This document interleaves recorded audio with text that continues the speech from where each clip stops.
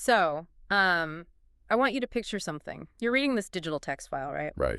And there's no corporate letterhead, no PR spin, and absolutely none of that dense financial jargon that usually just, obscures the truth. Yeah, just completely bare bones. Exactly. It is just a raw, unfiltered notepad document, and it's simply titled assign.txt. Such an unassuming name for what's inside. I know, right?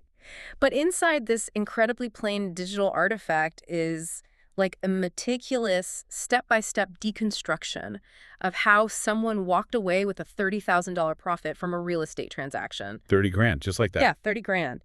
And the kicker, they pulled off this entire sequence without deploying a single solitary cent of their own capital. Which is just wild to think about. I mean, the author of this document has essentially mapped out a blueprint for a transaction that completely circumvents traditional financial expectations. Right. We're basically looking at a masterclass in utilizing specific contract clauses to generate synthetic leverage. Okay, synthetic leverage. Yeah, it's a detailed account of how someone acted purely as an intermediary. They captured this massive delta between two different parties' needs without ever actually taking physical ownership of the underlying asset. Okay, so let's unpack this because to actually pull off a 30 grand capture without any of your own capital, I mean, the initial asset selection has to be incredibly deliberate. Oh, absolutely. You can't just throw a dart at a real estate app and expect to generate money out of thin air. We really need to look at how this specific opportunity was spotted. Right, because they weren't just browsing randomly. Exactly. The author wasn't chasing those shiny new builds represented by high-end brokerages.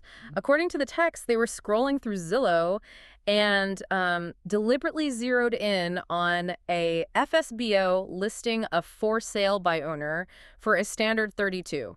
3 bedrooms, 2 bathrooms. Yeah, and that's key. The author bypasses the retail market completely here. By targeting a FSBO, they are actively filtering out the gatekeepers. The real estate agents, basically. Exactly. When a traditional agent is involved, their fiduciary duty is to, maximize the final sale price and ensure that conventional financing and timelines are strictly adhered to. Right, which ruins the whole strategy. Yeah, those conventional processes are inherently hostile to zero capital transactions. Finding an owner willing to represent themselves, it opens the door for a creative, non-standard negotiation. It kind of reminds me of hunting for a highly specific secret menu item, Oh, that's a good way to put it. Like you aren't opening the glossy, laminated corporate menu that everyone else is ordering from. You're looking for a direct human connection combined with a highly liquid, universally understood asset like a 32 house. Yeah, the bread and butter of real estate. Right. But the text adds a really crucial layer of context to this specific property. The author makes contact, views the home, and notes that the property belonged to the seller's recently deceased parents. Yes, that detail is everything. And the author explicitly states they were, quote, right away interested. Well, what's fascinating here is the psychological and situational alignment the author recognized immediately. Meaning what, exactly? Well, dealing with an inherited property fundamentally shifts the seller's core motivation. A standard retail seller, they want maximum yield. They want top dollar to roll into their next equity play. Right, they want the big payday. Exactly. But an heir dealing with a deceased parent's estate, they're typically managing a sudden, unwanted liability. Ah, that makes sense. Yeah, they are bleeding holding costs, property taxes, deferred maintenance, utility bills, insurance, all on an asset they likely never planned to own in the first place. They're essentially holding a leaking bucket at that point. Exactly, a very expensive leaking bucket. And, the emotional bandwidth required to clear out decades of a parent's belongings, prep the house for retail sale, and float those carrying costs, it just creates immense friction. Massive friction. So the primary driver shifts from maximum profit to immediate relief. They just want the problem solved. Right? Speed and convenience suddenly outweighs squeezing out the top marginal dollar. The author sees an inefficiency in the market, right? A highly motivated seller holding a fundamentally sound asset, but they're constrained by personal circumstance rather than market dynamics. But the fact that it's a 32 is what makes the author confidently interested right away. Oh, absolutely.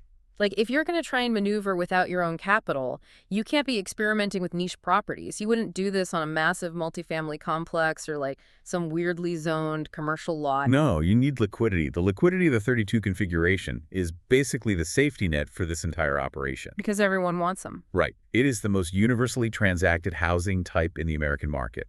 First-time buyers, institutional investors, mom-and-pop landlords, they all absorb 32s rapidly. Okay, I see.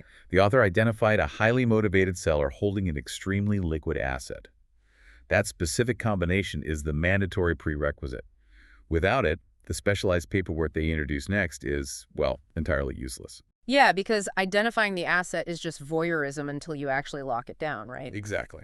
So the text details the offer phase, and this introduces the actual mechanics of the zero capital strategy. The author states they used an assignable contract and a right of first refusal to secure the property. The leverage points. Right. The text explicitly claims these two specific articles gave the author the leverage to assign the contract of sale to another party for a higher price. So we are transitioning here from just finding an opportunity to engineering a legal reality. Right. The standard purchase agreement, it's a rigid mechanism designed for a buyer to acquire title. Right. But the author modifies that mechanism to acquire control instead. Okay, here's where it gets really interesting, but hold on, I have to push back on this concept for a second. Sure, go ahead. We are talking about selling a house. How can the author legally sell a contract for a house they don't actually own? Like, they haven't bought the property. Right, they haven't closed on it. Is the text suggesting that the actual asset being traded here, the thing generating the $30,000, isn't the physical bricks and mortar at all, but just the piece of paper? Yes. Think of it more like a battery. A battery. Yeah. The physical house stores the potential energy, but the assignable contract is the conductive wire pulling that energy out. Oh, wow. You're looking at a complete decoupling of control from ownership. By utilizing an assignable contract, the author secured what is legally known as equitable interest. Equitable interest. Okay. Right. They purchased the exclusive legal right to buy the property at that negotiated price, and crucially, they baked in the right to transfer that entire agreement to a third party. The contract itself becomes the tradable commodity, completely independent of the physical land. Man, it fundamentally shifts the definition of what is being transacted. Yeah. The author isn't really a home buyer at all. They are a contract trader. But why layer on the right of first refusal? Like, if you have an assignable contract, you already hold the equitable interest, right? Doesn't the assignment clause alone secure your position? It does, but the right of first refusal functions as a defensive moat around that equitable interest. A moat? Against what? Well, in these direct-to-seller FSBO situations, there is a high degree of volatility. Oh, because there are no agents involved to keep things steady. Exactly. The seller might get cold feet, or, more dangerously, an aggressive cash buyer might approach the family directly with a slightly higher offer behind the author's back. Oh, I see. The right of first refusal legally obligates the seller to bring any competing, unsolicited offer to the author first, granting them the option to match it. So it prevents the seller from unilaterally backing out to take a backdoor deal? Precisely. It basically locks the seller in and protects the author's arbitrage window. It stabilizes the leverage. The physical house is merely the anchor point for the contract. The $30,000 of value is generated purely from the invisible leverage created by those two clauses. That is wild.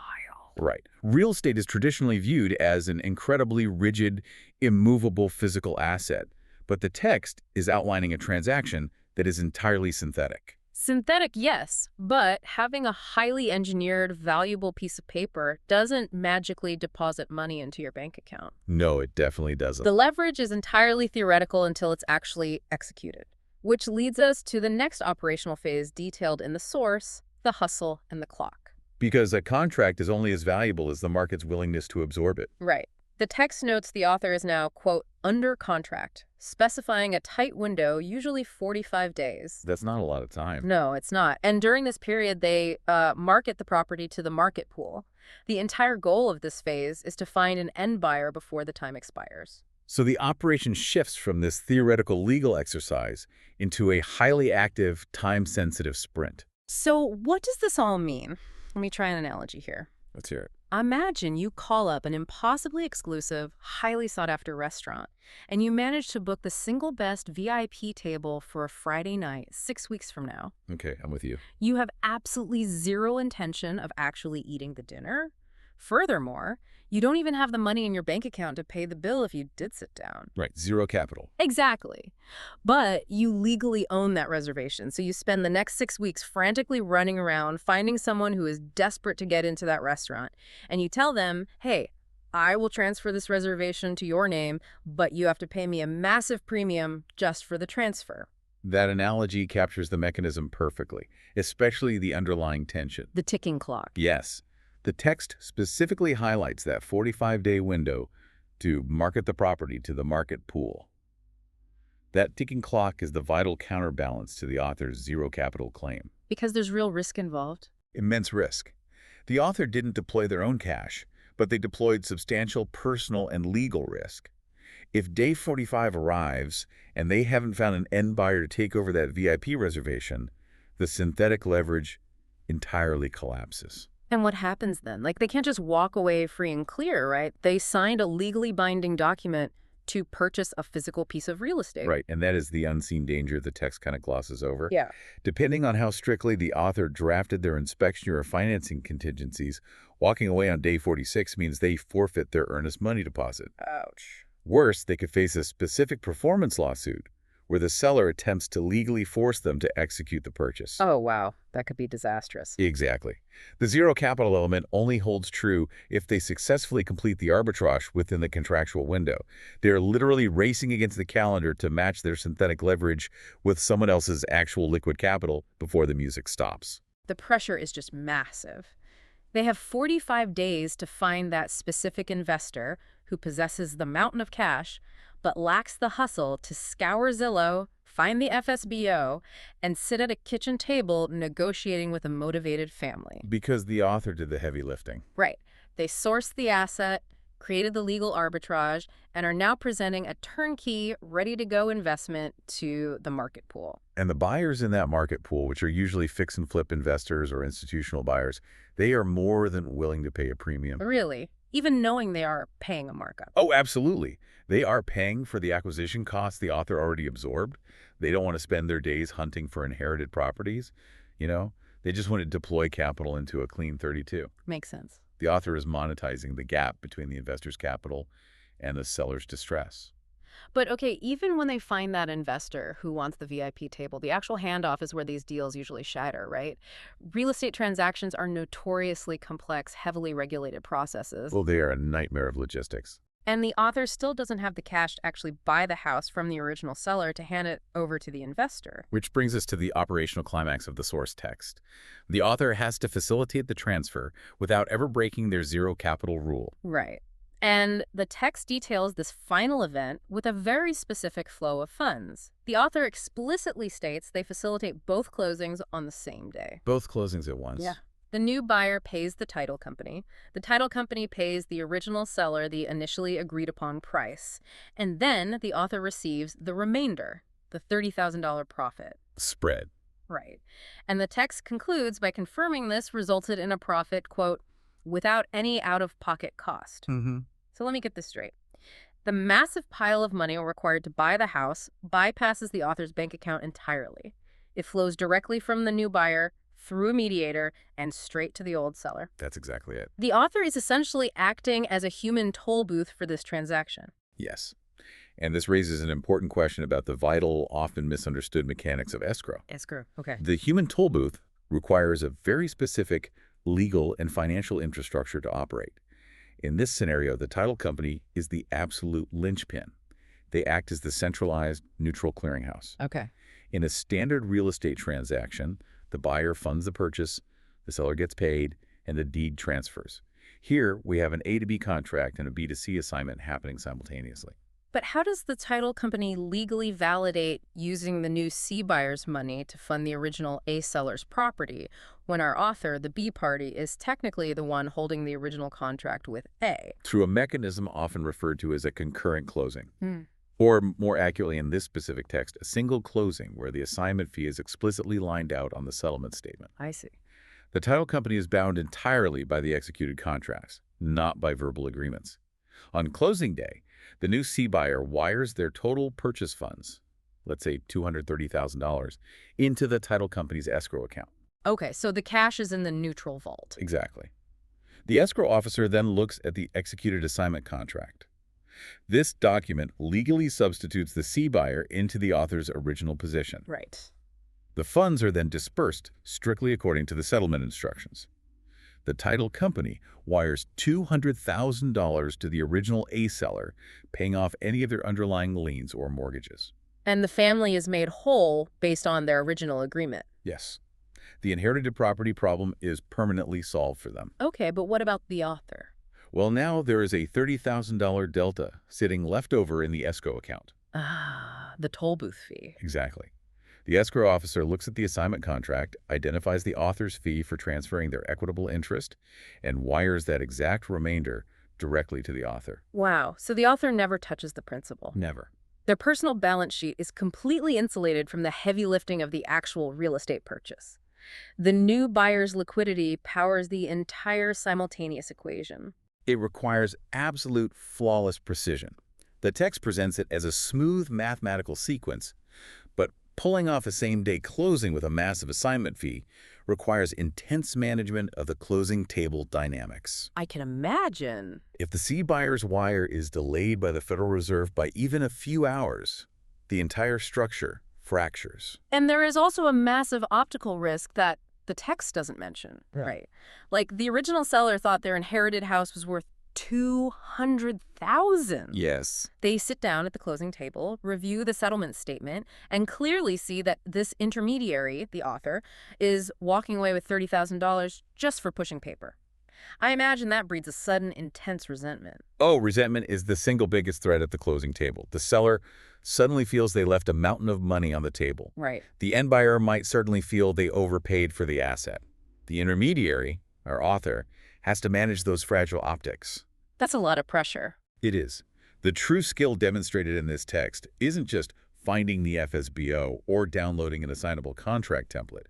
It is framing the entire transaction from day one so that both the original seller and the new buyer feel they won. Which they kind of did, honestly. The A seller got their emotional and financial burden lifted quickly without paying 6% in traditional agent commissions or dealing with months of retail showings. Exactly. And the C buyer got a fully vetted, highly liquid 32 investment property delivered to them on a silver platter without having to source the deal themselves. The $30,000 profit is simply the premium paid for market efficiency.